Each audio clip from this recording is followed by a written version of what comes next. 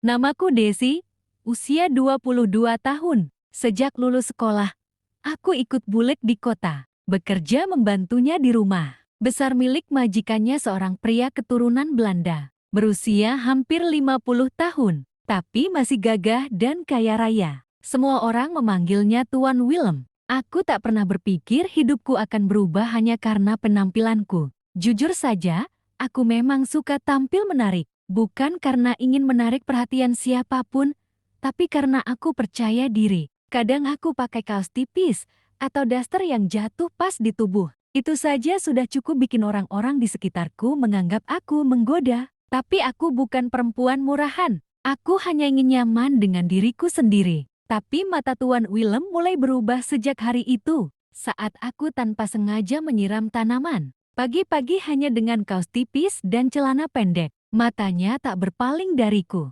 Tatapan yang dulu biasa dan sopan, sekarang terasa berat seolah sedang menelanjangiku dalam diam. Apa kamu tahu caramu berpakaian? Bisa bikin pria tua seperti aku kehilangan kendali? Katanya suatu sore sambil menyodorkan teh. Aku hanya tersenyum kaku, tidak tahu harus menjawab apa. Bulek hanya tertawa kecil, menganggap itu candaan. Tapi aku tidak. Hati kecilku mulai merasa tidak nyaman. Beberapa hari kemudian, Bulek mulai serius bicara. Des, kamu tahu Tuan Willem itu jujur, baik, dan punya segalanya. Dia naksir kamu. Dia bilang mau serius, katanya sambil duduk di meja makan.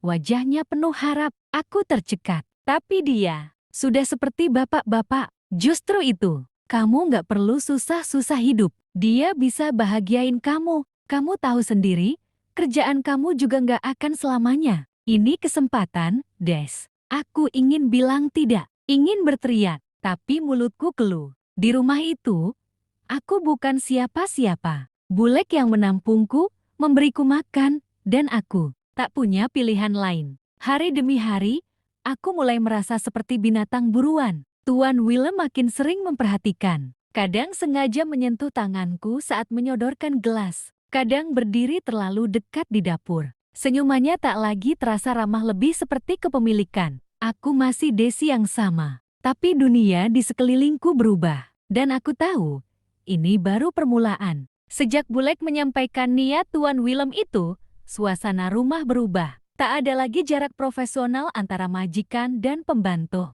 Setiap aku lewat, tatapan matanya seperti tak pernah melepaskan pandangannya dari tubuhku. Bahkan saat aku hanya lewat dengan membawa cucian atau menyapu teras. Pagi itu, aku sedang membersihkan ruang tamu ketika dia tiba-tiba duduk di sofa. Masih mengenakan piyama tipis. Dia menatapku lama. Lalu, dengan suara rendah dan pelan, dia berkata, "Kamu tahu, Desi, tidak banyak perempuan yang bisa membuat pria seusiaku merasa muda lagi." Aku berhenti mengelap meja, pura-pura tak mendengar. Tapi jantungku berdebar keras. Tuan Willem bukan sekadar menggoda, dia serius. Hari-hari berikutnya, dia mulai memberi hadiah. Kalung kecil, sepatu mahal, parfum dari luar negeri. Aku tolak baik-baik, tapi Bulek justru marah. Kenapa ditolak? Orang kaya kasih hadiah, ya diterima. Itu pertanda dia serius. Kamu pikir masih banyak laki-laki kayak dia mau tanggung jawab sama gadis kayak kamu? Aku tidak menjawab. Di kamar, aku menangis sendirian. Aku mulai merasa seperti barang dagangan. Seolah hidupku, tubuhku, bisa dimiliki hanya karena aku terlihat menarik di mata seseorang yang punya kuasa. Suatu malam, saat Bulek sedang tidur, aku diminta membawakan teh ke kamar Tuan Willem. Aku ragu, tapi tak enak menolak. Saat aku masuk, dia membuka pintu sendiri, tanpa baju, hanya memakai celana panjang tidur. "Masuk, Desi." Tanganku gemetar saat menyodorkan cangkir, tapi dia tidak mengambilnya. Dia hanya menatapku dari atas sampai bawah, lalu berkata, "Kalau kamu menikah denganku, kamu tidak perlu kerja lagi, tidak perlu bersih-bersih, hanya perlu jati milikku, dan aku akan membuat hidupmu enak selamanya." Aku tidak tahu bagaimana rasanya di penjara, tapi malam itu, aku yakin rasanya seperti itu. Keesokan harinya, Bulek menyodorkan surat berisi rencana pernikahan. Ia sudah bicara dengan keluarga di kampung. Katanya aku harus menurut demi masa depan. Aku lihat namaku tertera di sana. Di sebelahnya, Willem van Dijk, usia 50 tahun. Hatiku remuk. Tapi siapa yang akan mendengarkan gadis sepertiku? 3 hari setelah surat itu disodorkan kepadaku, suasana rumah terasa semakin menyesakan. Bulek seperti berubah menjadi orang lain, wajahnya keras. Tutur katanya tak lagi selembut dulu. Ia tidak menanyakan perasaanku, hanya terus bicara soal keuntungan, keamanan, dan masa depan yang terjamin. Des, kamu nggak usah terlalu pakai hati. Kadang perempuan itu harus realistis. Cinta bisa datang belakangan. Yang penting kamu nggak susah, katanya sambil menyetrika baju pengantin putih yang ia siapkan tanpa persetujuanku. Aku ingin bertanya, di mana hatimu, Bule? Bukankah aku keponakanmu?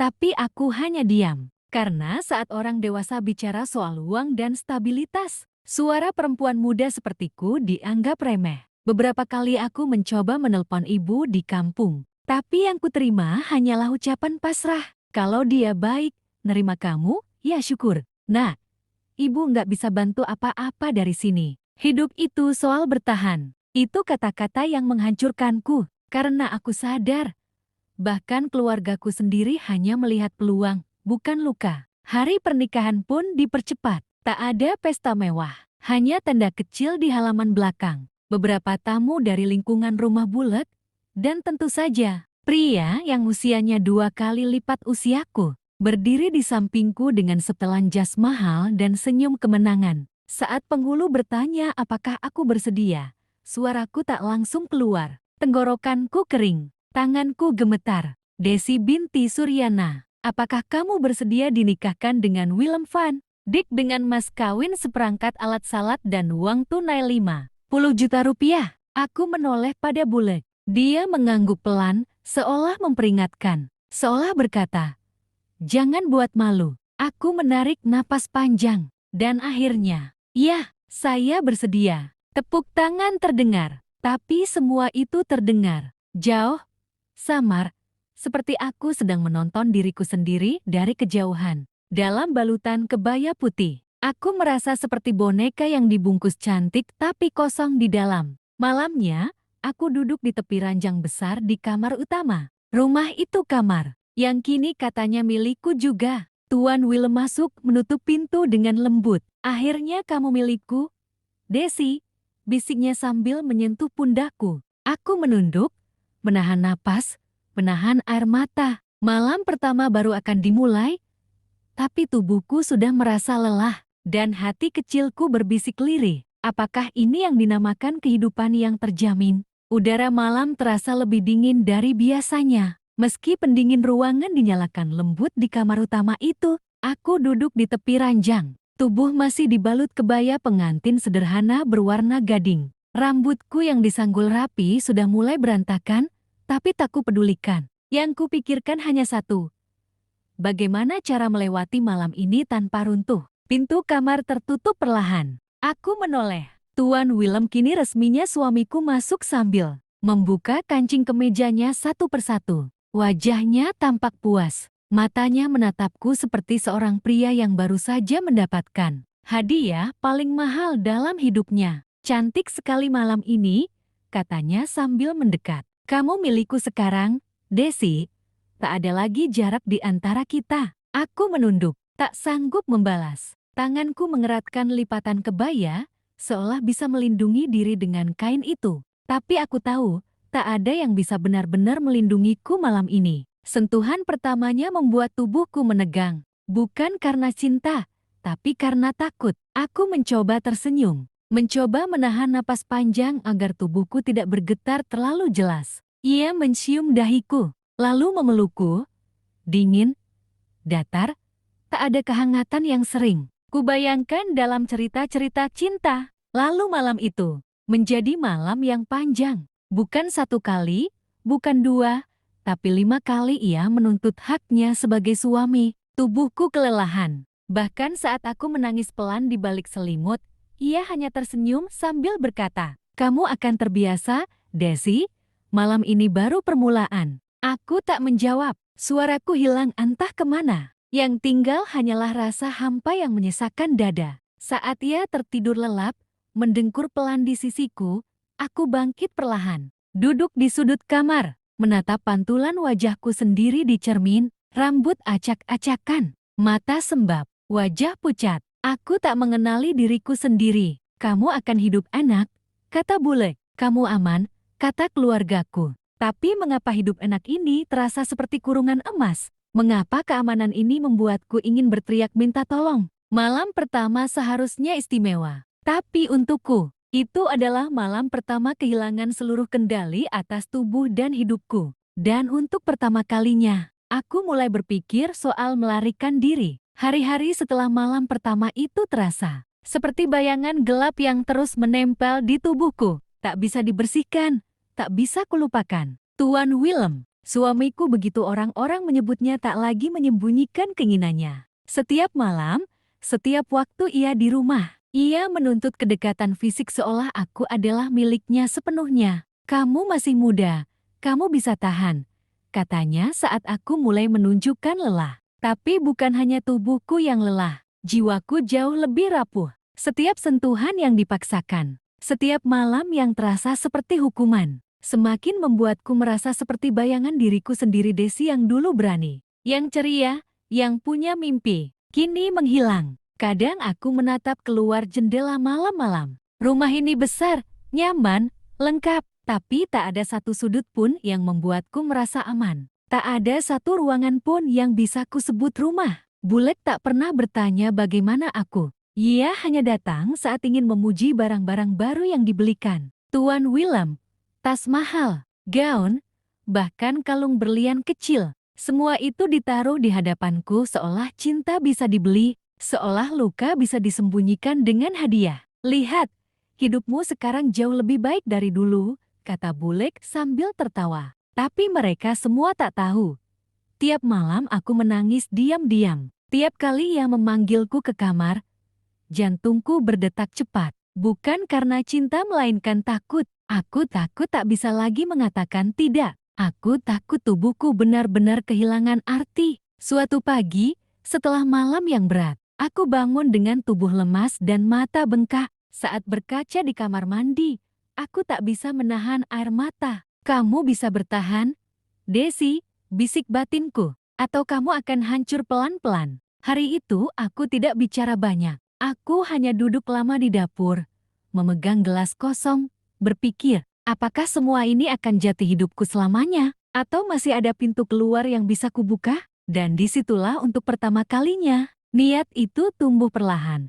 Aku harus menyelamatkan diriku sendiri. Sebelum semuanya terlambat, aku semakin terbiasa diam. Terbiasa pura-pura baik-baik saja. Tapi yang tak terbiasa adalah hatiku yang setiap hari terasa makin retak. Makin jauh dari siapa diriku sebenarnya. Rumah ini sunyi, tapi bukan sunyi yang menenangkan. Ini sunyi yang menakutkan. Sunyi yang menelan jeritan hati tanpa jejak. Pagi itu, aku berdiri cukup lama di depan cermin, menatap wajahku yang tak asing, tapi juga bukan wajah yang kukenal. Di balik kulit yang bersih, senyum kecil yang kupaksakan setiap hari, ada sesuatu yang hancur, dan belum ada yang tahu. Tidak Bulek. Tidak Tuan Willem, bahkan mungkin tidak juga aku sendiri. Aku mulai menulis, diam-diam, di buku kecil yang kusimpan di bawah tumpukan baju lama di lemari. Di situ aku menumpahkan semuanya. Rasa takut, jijik, marah, dan sedih. Kata demi kata menjadi tempatku bernapas. Setiap halaman terasa seperti satu langkah kecil keluar dari kurungan. Malam ini dia menyentuhku lagi. Katanya ini cinta. Tapi aku merasa seperti benda, bukan istri. Aku tidak tahu berapa lama lagi aku bisa tahan. Menulis itu tak mengubah keadaan. Tapi itu membuatku sadar bahwa aku masih hidup. Bahwa aku masih punya suara meski selama ini terkubur. Suatu sore, saat Tuan Willem pergi keluar kota untuk urusan bisnis, aku duduk bersama Bulek di dapur. Entah dari mana datangnya keberanian itu, aku bertanya pelan, Bulek, kalau aku enggak bahagia, itu salahku atau? Bulek mengernyitkan dahi. Apa maksudmu? Aku cuma ngerasa capek. Bukan capek kerja, capek di dalam, di hati. Bulek terdiam sejenak, lalu dengan cepat menggeleng dan menepuk bahuku, seperti menenangkan anak kecil. Namanya juga rumah tangga, Des, semua perempuan pasti ngerasa kayak gitu. Tahanin aja, nikmatin. Enggak semua orang punya hidup seberuntung kamu sekarang. Aku hanya mengangguk, tapi dalam hati, aku tahu, aku tidak beruntung. Aku terjebak. Malamnya, aku membuka halaman terakhir di buku harianku dan menulis. Aku tidak bisa menunggu orang lain menyelamatkanku. Tidak ada yang akan datang. Aku sendiri yang harus berdiri. Kalau tidak sekarang, kapan lagi? Besok, aku putuskan untuk mulai bergerak. Mungkin pelan, mungkin diam-diam. Tapi satu hal pasti, aku tak mau terus hidup dalam diam. Luka yang tak pernah disuarakan hanya akan jadi luka yang membusuk. Aku harus bicara, aku harus bebas. Pagi itu matahari bersinar terang, tapi hatiku gelap, seolah alam tak peduli pada rasa sesak yang kupendam. Sudah sebulan sejak pernikahan itu, hidupku kini bergelimang kenyamanan palsu perhiasan, pakaian indah, rumah mewah. Tapi setiap kali kutatap bayangan di cermin, yang kulihat hanyalah gadis yang hilang arah. Aku tahu, aku tak bisa terus menunggu keajaiban. Aku harus mulai bertindak. Langkah pertama adalah menghubungi seseorang di luar rumah ini. Seseorang yang tidak terikat dengan Tuan Willem atau Bulek. Aku teringat pada Mbak Ayu, teman lama dari kampung yang kini bekerja di Lembaga Perlindungan Perempuan di kota. Dulu kami dekat, tapi sejak aku ikut Bulek, komunikasi terputus. Aku meminjam ponsel Bulek, pura-pura ingin memesan kebutuhan dapur. Tapi diam-diam, aku mencari akun media sosial Mbak Ayu. Kutulis pesan singkat, "Mbak, ini Desi. Aku nggak bisa cerita banyak, tapi aku terjebak. Aku butuh bantuan." Diam-diam, aku nggak aman di sini. Beberapa menit kemudian, ia membalas, "Desi, ya Allah, aku baca. Aku bantu, kirim lokasimu. Aku janji nggak akan gegabah. Aku percaya kamu." Tanganku gemetar. Aku belum pernah merasa sedekat ini dengan harapan. Langkah kedua, menyusun keberanian. Itu yang paling sulit, sebab di malam hari, rasa takut selalu datang seperti bayangan gelap yang menempel di punggungku. Apa jadinya kalau rencana ini ketahuan? Apa jadinya kalau aku gagal? Tapi lalu aku teringat, aku sudah terlalu lama hidup seperti tahanan. Terlalu lama berpura-pura bahagia, berpakaian cantik untuk menyembunyikan luka, dan dipaksa mencintai laki-laki yang bahkan tak menghargai tubuhku sebagai manusia. 3 hari kemudian, saat Tuan Willem kembali keluar kota dan Bulek pergi arisan, aku meninggalkan rumah itu, tak membawa banyak, hanya satu tas kecil, buku harianku, dan kartu identitas. Mbak Ayu menjemputku di ujung gang dengan mobil kecil. Saat aku duduk di dalam mobil, untuk pertama kalinya dalam waktu yang lama, aku bisa bernapas lega. Langit sore itu tampak luas sekali seolah membuka pintu baru bagiku. Mbak Ayu menggenggam tanganku dan berkata, "Kamu nggak sendirian. Das, kamu berani. Kamu bisa mulai dari awal." Aku menangis. Tapi kali ini bukan karena sakit. Ini air mata karena aku akhirnya memilih hidup, bukan sekadar bertahan. Namaku Desi. Aku pernah jadi korban, tapi aku juga adalah penyintas. Dan mulai hari ini, aku tidak akan diam lagi.